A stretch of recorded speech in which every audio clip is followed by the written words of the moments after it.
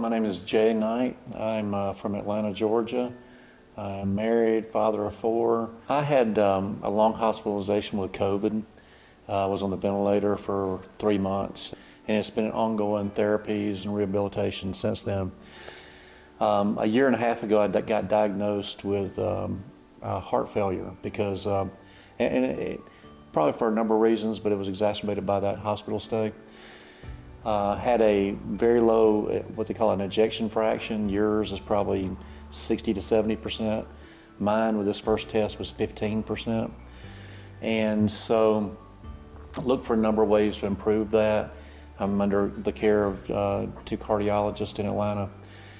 And my wife is a nurse, and she's very much on top of alternative medicines. At the same time, I had two friends, business associates, that were sending me podcasts and information about stem cells in general. And Mel was on with the founder of this clinic. And they didn't oversell it, they didn't overpromise. They said a lot of people have had great results, and they gave testimonials. And so we started researching the testimonials. What I really appreciated was the fact that nobody guaranteed anything. But what they did say is that a lot of people with my situation with heart failure had results, and so it was something that I wanted to throw into our recipe, basically, to try to make all this better. So we came the first time in January of 2024, and I had the stem cells. In addition to that, we supported it with a good diet and exercise and that type thing. And my follow-up echocardiogram a few months ago, had gone from 15% ejection fraction to over 35% ejection fraction, which still, technically you're in heart failure, but it's heading in the right direction. The one measurable I can tell from the stem cell is my recovery got a lot better, got a lot shorter. And so I was able to work out faster or work out more or walk farther, that type thing. My stamina's better because before stem cells, I think I was still doing the elliptical. The elliptical machine is challenging to me. Now I can do more things or more body parts. I feel like my stamina and recovery is a lot better. One thing that's immeasurable, my wife's a nurse, and so I live in a constant state of triage.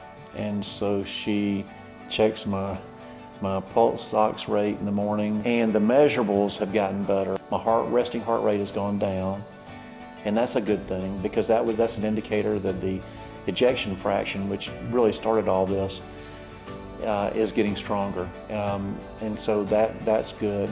I'd never been to Panama before, and so I didn't know what to expect. When we came, someone met us there in the airport and ushered us through security and customs and all that. Man, it could not have been easier. So it really sets the tone in a positive way. We get off the plane, transportation is arranged, and so then the transportation gets us to a super nice hotel. It's a great experience as well. So, and then the staff, everybody's very friendly.